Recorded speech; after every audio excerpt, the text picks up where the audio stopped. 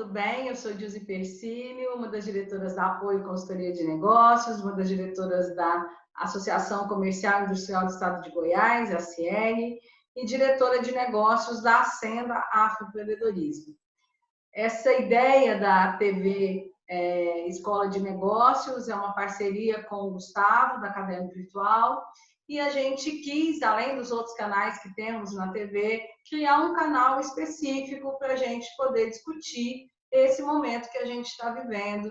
E tanto o durante a quarentena e a pandemia, quanto também o depois, que é o mais importante. O que vai sair de tudo isso? O que a gente aprendeu? O que a gente desaprendeu? O que a gente agregou? O que a gente perdeu? Enfim. E ninguém melhor para falar sobre isso, para falar sobre protagonismo, sobre nós como agentes de transformação, e isso em várias esferas, porque essa pandemia mostrou que essa coisa de lado pessoal e lado profissional, ele está cada vez mais se fundindo. E eu estou aqui com o Robson Santarém, um profissional nessa área de gestão, com foco em pessoas, que eu tive o prazer de conhecer nos congressos da vida. E muito obrigada, Robson, por estar aqui conosco. Por favor, se apresente. Oi, Dilze, que alegria para mim, que honra estar aqui com você. Eu guardo sempre com muito carinho vocês todos, sua família, né? Porque você é uma família, né? Então, o acolhimento aí em Goiânia sempre foi muito carinhoso nos congressos da BRH. Eu estou muito feliz de ter sido convidado para essa conversa com você. Bem, eu acho que apresentar, eu trabalho hoje como já há alguns anos, há mais de 20 anos, como consultor na área de gestão de pessoas. Dou aula nos cursos de MBA da Fundação Getúlio Vargas, em liderança. Tenho feito palestras aí em vários eventos, congressos. Faço coaching de lideranças em várias organizações. E já escrevi alguns livros também, procurando compartilhar um pouco aí dessas experiências e saberes. É um pouquinho disso. Que bom, gente, sempre modesto, tá? Sempre modesto, mas dá um Google ali que você vai saber o que esse cara já fez e continua fazendo. Bom, então vamos falar disso, assim, agora hoje, mais do que nunca, né? Lembrando aí o nosso amigo Faustão, mais do que nunca o protagonismo, esse posicionamento como agente de transformação, seja agente como empresário, como líder, como pais, como membro de uma sociedade. Eu queria que você falasse muito disso. Esse termo, algumas pessoas banalizaram esse conceito, mas quando a gente fala de agente de transformação, é muito forte isso, porque pressupõe não só a ação, que muitas vezes, em momentos de crise como essa, é difícil agir, o normal é você ficar paradinho na sua zona de conforto, e também a questão da transformação. Então, ação e transformação é o que a gente tem que fazer para ser um agente de transformação. Então, eu queria que você falasse um pouquinho sobre isso. Tá. Bem, eu acho que talvez resgatar um pouco isso, porque eu acho que a gente se perdeu, principalmente no processo educacional. Porque eu entendo também como educador, a educação, primeiro, não só a educação lato sensu, a primeira educação na família, mas a educação escolar. Está me ouvindo? Estou ouvindo. A educação mais lato sensu, ela deveria, acima de tudo, nos formar para sermos sujeitos de nós mesmos. Quando eu digo sujeitos, é gente que pensa, que tem um pensamento crítico, analítico, que tem a sua responsabilidade como ser humano, como cidadão, homem, mulher, no contexto da sociedade. Então, nós todos deveríamos ser formados assim, para pensar criticamente, para atuar, para agir, para transformar, para ser esse agente de transformação. Lamentavelmente, a gente vive um modelo de educação que fez a gente ser mais objeto do que sujeito. Só receber, não pensar, e isso vigora até em cursos de graduação e pós-graduação. Você sabe, tem gente que entra no Google para achar uma dissertação pronta porque não quer o trabalho de pensar. Então, ser agente de transformação é ter um pensamento crítico, ter um posicionamento ético e ter uma ação transformadora em quaisquer ambientes. Pode ser um ambiente familiar, que precisa ser transformado, muitas vezes, como cidadão na sociedade, de modo geral, e dentro das organizações, qualquer tipo de organização que a gente venha a atuar. Então, isso é uma responsabilidade, no meu entendimento, Dilce, que deve ser inerente ao ser humano. Eu acho que se eu tenho dito isso e creio que se a gente nasceu nesse planetinha, é para a gente fazer alguma coisa boa nesse planeta, para a gente contribuir para que seja um planeta bom de se viver ou uma família boa de viver, uma sociedade, uma empresa. Então, essa é uma responsabilidade humana. Nós não podemos abrir mão disso. Se a gente traz isso para o mundo que a gente atua, no mundo corporativo, ela se torna, eu acho, mais contundente, porque à medida que a gente vai subindo nos espaços da organização, essa responsabilidade ela aumenta. Eu penso muito numa frase de Jesus que disse: a quem muito foi dado, muito será cobrado. Uhum. Então, se nos foi dado talentos, habilidades, competências e responsabilidades no nosso agir profissional, a gente deverá ser cobrado por isso. E primeiro a gente mesmo tem que se cobrar, mas a sociedade há de nos cobrar o que a gente está fazendo com com o conhecimento que a gente desenvolveu, que a gente adquiriu, com as competências que a gente vem trabalhando.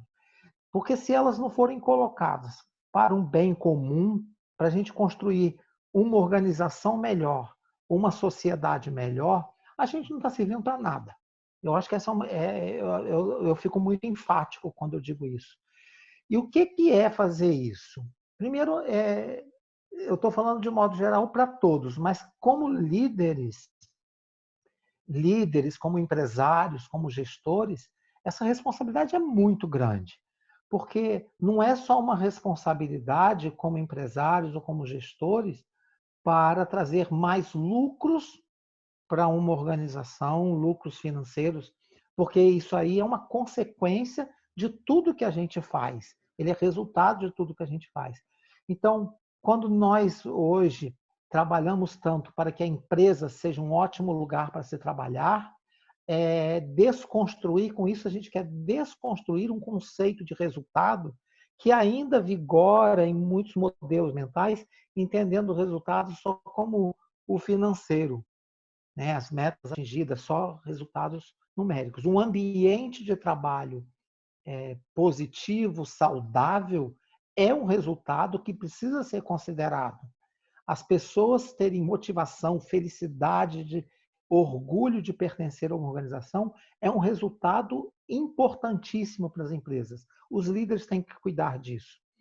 Também é resultado as ações que as empresas, os empresários, as lideranças, porque é uma responsabilidade, o que está se fazendo para prestar um serviço à sociedade, o cuidado com o ambiente natural. Então, todas as relações que a empresa tem passam a ser uma responsabilidade de todos nós. E eu acho que a gente tem que estar atento para isso. Eu me estendi um pouco, mas Não. tentei falar. Imagina, aqui você é o dono da palavra. Eu sou aqui só para provocar. E aí, o que eu percebo é, assim, eu acho que 2 pontos do que você falou, acho que a gente tem que analisar. Nessa formação que a gente teve de muito mais reproduzir do que produzir, foi colocado na nossa cabeça que as questões técnicas ou a segurança ou saber o final da história, né? Saber olhar só o resultado e não o processo, faz com que a gente fale assim, poxa, se eu não sei tudo daquilo, ou se eu não sou o gerente, eu sou só o auxiliar, e como que eu vou ser um agente de transformação? Porque a gente entende que a transformação, ser um agente de transformação, está muito ligado ao cargo, a uma capacidade técnica, quando a gente está falando aí do mundo corporativo. Mas, na verdade, você trouxe pontos que são o pensamento crítico, e para isso você não precisa saber a tabuada de cor, né? Vamos pegar aí quem está iniciando aí os estudos. Você não precisa saber toda aquela decoreba, e você tem que ter ética, você tem que ter valores. Então, isso significa que e é um pouco que eu acho que a gente percebeu com essa crise, é que quem está num momento onde eu saí muito daquela cultura, mesmo as empresas que têm uma cultura muito forte de comando e controle, isso foi quebrado, porque o comando e controle está muito ligado ao site organizacional, ao líder ali em cima, olhando por cima das pessoas para ver o que elas estão fazendo, né? Há uma questão do foco no cliente, ou seja, do foco no resultado, que agora o cliente não está consumindo, ou a empresa não pode produzir, enfim. Então, eu acho que deu uma invertida aí nessa polaridade e mostrou que são as pessoas que estão nas suas casas, no seu home office, com mais ou menos estrutura, com mais acima ou mais abaixo na pirâmide hierárquica, que estão efetivamente se posicionando como agentes de transformação daquela empresa. Porque se as pessoas, o chão de fábrica, digamos assim, né, do administrativo e comercial, que é quem pode estar trabalhando em casa, não levasse, não se percebesse como agente de transformação, a gente não ia conseguir nenhum tipo de produtividade. E não é isso que a gente vê. A gente percebe que quando a gente pergunta para as pessoas, elas já falam, nunca trabalhei tanto na minha vida. Porque as pessoas, estando em casa, com mais liberdade, com mais autonomia, eu acho que elas vestiram esse personagem de agente de transformação de uma maneira muito maior do que no dia a dia tradicional. Sim, perfeitamente, Dilce. Eu acho que pode ajudar também a gente a ampliar a consciência a respeito disso, voltando ao ponto do modelo mental que eu mencionei, você compreendeu bem, e relaciona ao comando e controle, porque ele foi construído ao longo dos séculos dentro de um modelo mental muito, digamos, do paradigma mecanicista, né? Um modelo bastante linear, que só um é o dono da verdade. Ele detém esse saber. Então, ele comanda e ele controla. Nós falamos hoje de um outro pensamento complexo que ninguém hoje detém todo o saber. Nós vivemos, e a situação da pandemia é bastante reveladora disso, num processo de interdependência aguda, né, fortíssima, entre todas as áreas, mas a gente já vem percebendo isso há algum tempo, só que algumas pessoas acho que não tinham se dado conta de que nós vivemos num ambiente de alta complexidade e ambientes complexos, nós precisamos de um outro modelo mental para poder atuar neles. E um aspecto que é importante dentro da complexidade é que nós não somos capazes de resolver absolutamente nada sozinhos. Nós sempre vamos depender de alguém. E esse alguém que pode trazer a solução para nós pode ser o chão de fábrica, pode ser o prestador de serviço, pode ser o cliente, pode ser qualquer empregado. O que vai exigir de cada um de nós, então, um tipo de relacionamento diferenciado do que a gente vinha tendo até então, embora isso ainda aconteça nas organizações. Sim, porque o que eu venho afirmando é que considerando a complexidade que nós estamos e que ela é caracterizada, um dos fatores que a caracteriza é a total interdependência, que nenhum pensamento, o pensamento único, ele não é solução, a gente precisa de outros pensamentos, então isso vai exigir interatividade, vai exigir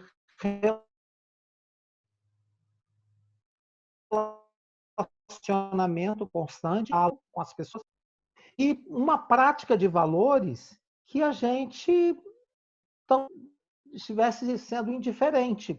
Porque, por exemplo, para um gestor, para um líder, para um empresário, ele vai precisar ser mais humilde para poder escutar o pensamento dos outros, porque ele não é o dono da verdade. E o que eu dizia, o chão de fábrica pode trazer soluções que inimagináveis por ele. Então, ele precisa estar aberto para isso. Ele precisa ser, para isso, um bom perguntador, para extrair do outro o saber do outro. E só pergunta quem é humilde, porque tem que reconhecer que ele não sabe tudo.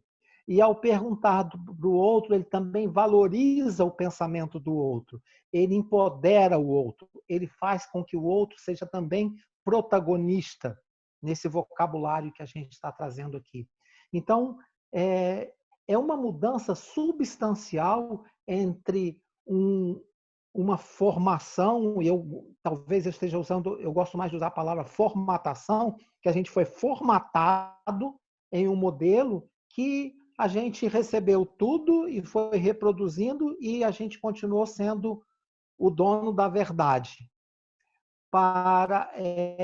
que é o pensamento cartesiano, que vigora, que estruturou nosso modelo mental, estruturou das organizações, das instituições de ensino, etc.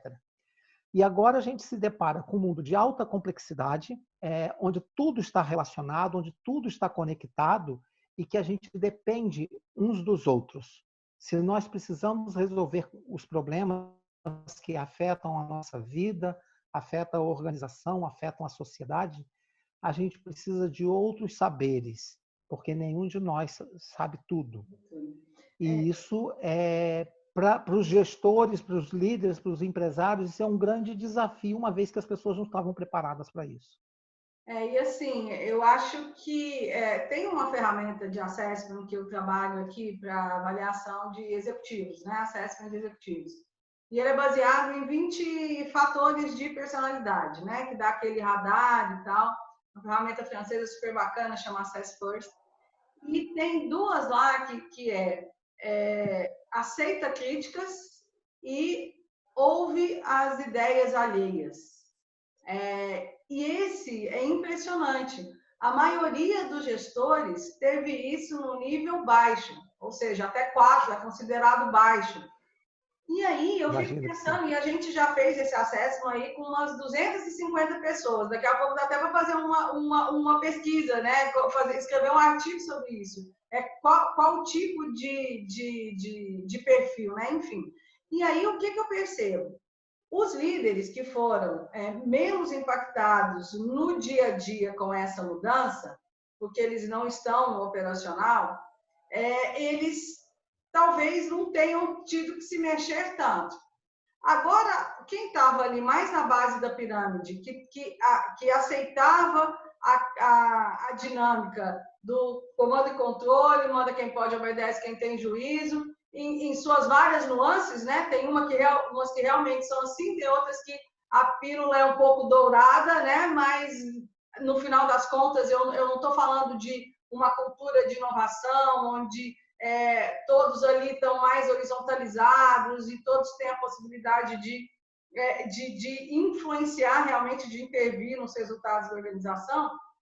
E aí eu começo a ter um problema, porque me corrija se eu estiver errado, mas eu acho que o líder teve que se mexer menos do que os operacionais. E isso significa que a chance dos líderes voltarem muito parecido com o que era antes pode acontecer. Agora, os operacionais, eles vão voltar muito diferente. E eles vão voltar com muita sede de autonomia, com o fato de terem segurava as pontas, né, na hora que a empresa precisou. E como que você acha que vai ser essa volta? Como que você acha que vão caminhar as culturas organizacionais a partir vamos colocar aí, a partir de julho, que as coisas começam a ficar um pouco mais parecidas do que como elas serão em 2021, vamos dizer assim.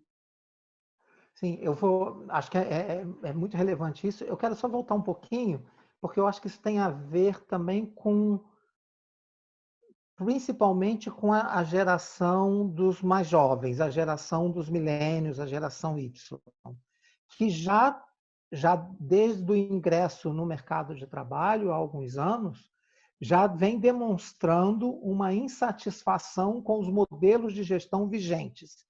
Eles sim têm um pensamento crítico, questionador e de não aceitar o modelo comando e controle. Tanto é que muitos não ficam nessas empresas consideradas ainda tradicionais e optam por empreender e criar suas próprias empresas, suas startups. Eu acho que essa coletividade que a gente está falando agora, que ao voltar para o trabalho, a maior parte faz parte desse contingente que já era crítico e agora tem uma possibilidade a mais de se posicionar, porque percebeu que é possível realizar sem a presença do controlador. Então, estão trabalhando em casa, estão fazendo em home office, estão felizes da vida porque não tem uma pessoa em cima cobrando e está entregando, está performando bem, está entregando. As empresas estão percebendo que isso também está acontecendo. Eu fiz um comentário, eu acho que isso tem relação. Saiu um livro, eu não li ainda esse livro, tenho que ler, mas eu li uma resenha de um professor da Law School chamado Trabalho de Merda. Simples assim. Não sei se você já viu. Não. Eu li uma resenha do livro. Ele é um professor lá eu acho que ele é americano, mas está trabalhando em Londres. E ele chama trabalho de merda aquele trabalho que, se for eliminado, ninguém vai sentir falta. Não vai fazer diferença nenhuma fazer esse trabalho. E as pessoas fazem sem prazer nenhum, não tem motivação nenhuma. Eu posso inferir que a gente está vivendo um momento onde os trabalhos de merda, desculpa a expressão, mas é o título que ele deu, estão vindo à tona. Porque quanta coisa que está se descobrindo agora, eu fazia isso, não dá tempo de trabalhar e não está fazendo falta nenhuma. Quantos trabalhos são desnecessários que nós burocratizamos, nós inventamos, né? Quando digo nós, as organizações, e não contribuem para melhorar resultados, não contribuem para trazer mais rentabilidade, para trazer mais todos os elementos que eu já citei em termos de resultados, e muitas vezes, ao contrário, eles se tornam um ambiente tóxico. Eles criam o desprazer e não o prazer. Então, eu acho que essa questão é muito pertinente. As pessoas estão se dando conta que podem fazer diferente, os trabalhadores, e os gestores também vão perceber que as coisas funcionaram. Para o bem ou para o mal, as coisas estão acontecendo. É claro que isso não se aplica a todas as áreas, há muitas organizações, seja industrial, comércio, mas, enfim, eu acho que vão descobrindo outros caminhos aí. E a Porque gente tem que estar atento para isso. quando começou aquela história do Open Space, todo mundo trabalhando ali na mesma sala, o objetivo era diminuir a verticalização e deixar a empresa, né, com uma cara mais horizontal, né, o líder, o chefe está trabalhando ali do lado do estagiário e, nossa, que legal, isso dá horizontalidade. Agora, a gente voltou para o closed space na questão do colaborador e não do líder. Então, eu imagino que o líder, ele já, né, os líderes mais tradicionais, eles já tiveram uma quebra de paradigma de não ter um nominho na placa e de estar trabalhando ali numa baia igual a de todo mundo. E agora ele está tendo que trabalhar sem ver os seus colaboradores. Então, é como se cada colaborador tivesse a sua sala de chefe agora, porque ele está ali sozinho trabalhando. E aí, se você só está preocupado com a hora que começa, com a hora que termina, se ele está entrando no Facebook ou no Instagram, no horário de trabalho, então, todo esse microgerenciamento, ele se transforma um trabalho de merda mesmo, porque não está sendo feito e as coisas estão funcionando, inclusive muitas vezes melhor. Aqui na nossa empresa, a gente adotou, olha, vamos trabalhar das 2 às 7. Então, das 2 às 7, todo mundo trabalhando. De manhã, vai cuidar do que você tem que cuidar. E a gente se policia, a gente como gestor, de nem um WhatsApp mandar. O nosso bom dia é um boa tarde, porque começa às 14 horas. E isso, acho que é legal, que você respeita o espaço da pessoa, você respeita o tempo da pessoa e você valoriza. E você, querendo ou não, você precisa confiar nas pessoas, que é uma coisa muito importante. E que a gente vê que fomos obrigados a isso, e que bom que fomos obrigados. E aí a gente começa a perceber a questão do propósito, né, que sempre se prega dentro das empresas, mas hoje você começa a ver propósitos, não das pessoas dentro da empresa, mas realmente aquele propósito, né, que vinha bonitinho ali escrito, né, que pegava na parede. Hoje realmente você vê a empresas junto com seus concorrentes e realmente fazendo algo. Óbvio, tem merchan, tem marketing, óbvio, ninguém é bobo. Agora que não dá para vender, não dá para produzir, vamos fortalecer a marca, tá ok. Mas eu poderia fazer isso de outras formas, só gastando dinheiro, colocando comercial na televisão e não fazendo não só um trabalho institucional, mas efetivamente contribuindo para a sociedade, que é aquilo que a gente começou conversando sobre. E aí eu queria que você falasse isso agora da empresa para fora. Como que os consumidores estão vendo as empresas, que tipo de abordagem da empresa realmente ela está conseguindo levar para fora o seu propósito, que tipo de abordagem ainda continua muito capitalista, selvagem, não o capitalismo mais consciente. Gilze, eu acho que, na minha percepção, a gente vê as empresas quando a gente vê as pessoas que trabalham nessas empresas.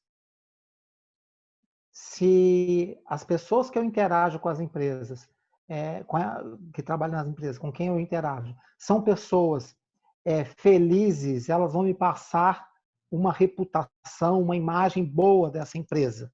Então, isso está relacionado à maneira como essas pessoas são geridas, são lideradas nessa organização. Se essa empresa ela não cuida das relações internas, ela pode passar uma imagem muito negativa. Eu me lembro que uma vez eu estava vindo de Guarulhos para o Rio, peguei um avião, e tinham 2 rapazes no assento da frente. Eles estavam conversando, um deles estava vindo do exterior, encontrou com um colega, estavam vindo para o Rio. Ele estava vindo do exterior profissionalmente, na empresa no exterior. E os 2 estavam falando tão mal da empresa que quem estava sentado próximo escutava. E falavam, inclusive, com palavrões, não sei o quê, mas foram 40 minutos de voo de São Paulo para o Rio e a gente estava escutando. E eu cheguei a pensar assim, se eu fosse cliente dessa empresa, ou fornecedor, né, mas a gente estava ali escutando. Qual é a imagem que essa empresa passou a ter para aquele grupo de pessoas mais próximas ali que escutou? Então, isso tem a ver com a maneira como essas pessoas, aqueles 2 rapazes estavam sendo liderados, que a gente sabe disso, quando fala mal da empresa, não é da empresa, é dos gestores, né? A gente sabe disso. Então, essa imagem ela está sendo provocada pela questão da liderança, na minha percepção. Por isso que a gente tem que enfatizar tanto isso. Você tocou em um ponto que eu acho que também vai se relacionar a isso, que é o nível relacionado a propósito e autonomia. E aí me faz lembrar o pensamento do Daniel Pink sobre motivação. Muitas vezes essas pessoas estavam trabalhando nos seus escritórios, nas empresas, enfim, antes do isolamento, e estavam submetidas a um modelo do comando e controle, e agora estão tendo autonomia em suas casas para trabalhar. Se eles não tivessem prontos para isso, capacitados para isso, como é que iam lidar com a autonomia se antes tinha que só obedecer? Engajados, né? Se também não tiverem engajados, não tem vigia. Isso que é o mais bonito dessa história. Estamos funcionando, né? Nem tanto ao céu, nem tanto ao mar, né? Nem tanto o marxismo da mais-valia, da exploração, etc. E nem a coisa do vamos, né? O cara é para ser mandado, o chicotinho, né? O feitor, etc. Então, você começa, as pessoas que realmente elas se engajam, empresas que se preocuparam com sua marca empregadora, ela tem profissionais que estão produzindo. Até mais do que se estivessem ali naquela situação de vigia, né? Aquela situação de um Big Brother corporativo. Ela está produzindo. Agora, aquela que não se identifica, que não gosta da empresa onde está, do líder, né? Aí que ela aproveita esse momento para não fazer, né? Fazer uma greve branca, digamos assim, né? Sim. E a outra questão é, se ele não vê, se ele não sabia antes, não vai saber agora, qual o significado do seu trabalho? Para que ele está fazendo isso? Qual a contribuição que ele está trazendo? E a outra questão que você traz ainda, como os clientes estão vendo a empresa, também relacionado a isso. Há um exemplo. Há poucos dias, a Lúcia foi fazer compras aqui e os caixas estavam todos sem máscara, atendendo no mercado. E ela questionou isso. Mas quem tem que dar a máscara é o patrão. E não está dando. Então, isso pode afetar os clientes que chegam ali. Nós estamos vivendo uma situação atípica. Uhum. Então, qual a decisão? Então, não compra mais nesse lugar. Vai comprar num outro mercado onde as pessoas estão se protegendo. Então, observa que toda essa cadeia de situações, esses diversos fatores estão presentes, está sempre relacionado à maneira como estão sendo lideradas, à gestão dos negócios, ao modelo de gestão. Eu acho que é para isso que a gente, você, eu e muitos outros colegas nossos, que a gente tem que estar atento, porque se os gestores, empresários, líderes não tiverem essa consciência de que somos responsáveis pela vida das pessoas, a gente não é responsável só por uma entrega de produto, de um serviço. Pessoas trabalham com a gente. É aquilo que a gente acredita. Nós, seres humanos, estão dentro dessa organização. São seres humanos que compram, são seres humanos que são parceiros. Então, a gente tem que ter essa visão, porque senão a gente trata os outros como aquele modelo mecanicista, peças de engrenagem, descarta. E os descartados vão falar mal das empresas e vai afetar a reputação e a imagem da empresa. Está tudo conectado. Tudo conectado. Numa entrevista anterior, eu entrevistei a Cornélia, que falou muito de pensamento sistêmico e de um termo que ela prefere usar do que constelação, que ela chama de visualizações. Então, essa questão de você ampliar a sua visão, que é também isso que você está trazendo. Só que a gente parte, né? Você que é coach, que é mentor, eu também sou mentora, a gente sempre parte, primeiro, da autopercepção, quando a gente está com uma pessoa, com o nosso cliente, autopercepção, que aí ela se percebeu, ela vai atrás do autoconhecimento, para que ela possa se desenvolver e eu dou o termo aqui de empatia corporativa, que é saber o que então eu sei, me percebi, estou me melhorando, mas para eu realmente me melhorar, eu preciso entender o que as pessoas esperam de mim. Então eu tenho que me colocar de alguma forma no lugar do meu líder, ou do meu liderado, ou dos meus pares, para eu saber, né, o famoso jogar no certo. Então, eu sabendo o que as pessoas querem, ou eu vou cumprir aquela expectativa, ou eu vou atuar para realinhar aquela expectativa se eu não concordar com ela. O que eu não posso é ficar sem saber o que está acontecendo, né? E aí, nesse sentido, a gente não tem como sair da questão pessoal. Quando a gente não começar essa autopercepção e esse autoconhecimento para o autodesenvolvimento, pensando na gente como pessoa mesmo, fica sem base, né? Então, você fica sendo um papagaio de teorias ou de, né, ou imitando fazeres, mas que realmente não te muda internamente da maneira como deveria. Como que você está vendo nessa questão aí das pessoas dentro de casa, talvez idealizando ou caindo na real de como são as suas famílias, como são suas relações familiares? Não sei, eu acho que a minha ideia, a minha percepção talvez seja muito particular, mas hoje tenho percebido aí, eu tenho participado de alguns grupos para a gente refletir. Tem algumas pessoas que estão aproveitando muito bem esse momento na família, porque antes talvez não tivesse tempo suficiente para isso. Integrando mais as relações familiares. Tem pessoas que estão tendo dificuldade para isso. E certamente, aí é a minha percepção, quem está tendo dificuldade para isso é porque já tinha problemas antes. Tá? Porque nós estamos tendo, se entender a família como um espaço de amorosidade, de diálogo, de relacionamento, tudo isso que a gente acredita, não obstante os temores, as ansiedades, as angústias que a pandemia traz, que são naturais, esse espaço de aconchego pode ajudar a nos fortalecer no diálogo, no compartilhar as angústias, os medos, enfim.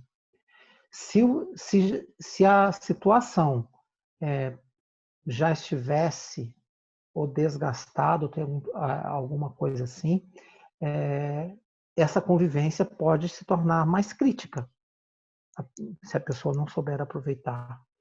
Então, por isso está crescendo também pessoas oferecendo serviços de apoio psicológico, psicoterapêutico, coaching, para dar suporte às pessoas que não estão sabendo lidar com isso. A gente tem essas talvez mais extremas assim. Eu acho que uma outra dificuldade que eu vejo assim, até por questões que eu vejo na família e outros depoimentos, é o cuidado com as crianças, porque as crianças estão em casa, estão sem escola. E antes os pais trabalharam e a criança ia para a creche ou ia para a escola e só via à noite. Agora os pais estão trabalhando em casa, os filhos estão em casa e eles vão ter que ser os educadores, tem que ser pai, tem que ser o profissional, vai estar tudo junto e misturado. Esse é outro desafio. São outros papéis, né? Vários papéis. Vários papéis simultâneos. A gente está num momento em que não tem como terceirizar nada quase. Né? Então, não dá para terceirizar as atividades de casa, não dá para terceirizar a atividade com as crianças, não dá para terceirizar o seu trabalho, enfim. Eu queria, Robson, poxa, muito legal assim, o que a gente conversou, acho que você traz essa perspectiva do humano, não só na visão de recursos humanos do mundo corporativo, mas essa visão realmente ampla do ser humano, né? E aí eu queria que você falasse assim, não é para fazer merchan, que você não precisa disso, mas eu queria que você falasse um pouco da proposta da Unipaz ou de faculdades, de pós-graduações, de instituições como a Unipaz, que trazem nos seus programas não só a questão técnica, né? Ou de habilidades de gestão, mas que realmente se preocupam com essa formação mais sistêmica das pessoas e dos profissionais e dos líderes. E também eu vi nos seus créditos ali daquele webinar que você me convidou, que depois, por favor, convide as pessoas. Eu acredito que a sua entrevista vai ser postada antes do seu webinar, então convide as pessoas, que fala que você é expert em Points of View, que é uma ferramenta mais nova e que talvez tenhamos pessoas que não conheçam. Então, se a gente pudesse encerrar com isso, onde buscar, né? Porque já que a gente está falando assim que, poxa, tudo mudou, a gente precisa construir novas bases, mas essa fundação aqui, ela está super molinha, super arenosa. Então, se eu tenho que trabalhar o meu senso crítico, minha visão sistêmica, o meu propósito, a minha ética, o meu conjunto de valores, eu tenho que, obviamente, buscar a questão técnica, habilidade de gestão, mas eu tenho que cuidar do ser humano numa abordagem maior. Então, eu gostaria que você falasse para a gente. Sim, obrigado. Bem, eu fiz a minha formação na Unipaz no Rio de Janeiro há muitos anos, há mais de 20 anos, e foi muito, muito importante para mim. E hoje eu tenho assim, o privilégio aí de poder atuar na Unipaz de Goiás, aí em Goiânia, na pós-graduação que eles oferecem para o público. Eu acho que é importantíssimo que a Unipaz propõe uma visão sistêmica, holística, que todos os seres humanos deveríamos desenvolver para sair do modelo formatado que foi colocado para nós nas escolas, na formação. Em outras universidades também, eu acho que a gente está crescendo nisso. Hoje a gente já tem uma boa bibliografia no Brasil e fora do Brasil que nos ajude nisso. Como eu disse, na Fundação Getúlio Vargas, em alguns MBAs, e uma questão que a coordenadora falou para mim, e eu fiquei muito feliz, ela falou assim, Robson, eu preciso que você enfatize a questão da humanização, porque quem vem para cá estudar precisa despertar para a gente ter relações mais humanas. Então, isso foi muito importante, porque é uma instituição reconhecida no mundo inteiro, que tem excelentes cursos e que coloca isso como um fator importante na formação dos seus alunos, né? Na Universidade Federal Fluminense, aqui onde eu dou aula também no MBA, eu trabalho com a disciplina de valores humanos e a questão da espiritualidade no trabalho. Então, observa que cada vez mais, e talvez a gente possa encontrar em outras instituições, eu estou falando nessas que eu tenho atendido, que começa a ampliar para uma necessidade da gente buscar essa interesse, essa integridade, essa dimensão mais plena da vida. Isso é muito importante. A Points of View é uma empresa de Israel que desenvolveu uma metodologia para coaching, para educação, para formação, que trabalha com imagens, com fotografias, e é uma metodologia incrível. Eu já venho trabalhando há alguns anos e no ano passado eu tive a oportunidade de fazer a formação para me tornar o expert para formar outras pessoas. E a Points of View Brasil está numa série de webinars a cada semana para apoiar pessoas naquilo que a gente está chamando de uma corrente do bem. Então, a gente está abrindo para que as pessoas venham, participem de momentos reflexivos, conheçam a ferramenta, mas também trabalhem as suas questões. Então, já tem um contingente significativo de profissionais, de coaches e recursos humanos utilizando, e o resultado é fascinante, porque as pessoas começam a expandir a consciência, né? A palavra, o nome da empresa é Points of View, mas é um trocadilho também que é pontos de vista, né? Então, para mudar pontos de vista, isso se dá numa tomada de consciência e também na expansão dessa consciência quando dialoga com os outros. E a gente vai fazer esse webinar na terça-feira. Então, se entrar no site pointsofview.com.br, tem lá o espaço de inscrição, serão todos muito bem-vindos. E depois, se não conseguiu ver ao vivo, isso fica gravado? A pessoa consegue assistir depois, você sabe dizer? Então, está sendo disponibilizado, sim, na página da Points of View. Ok. Tá?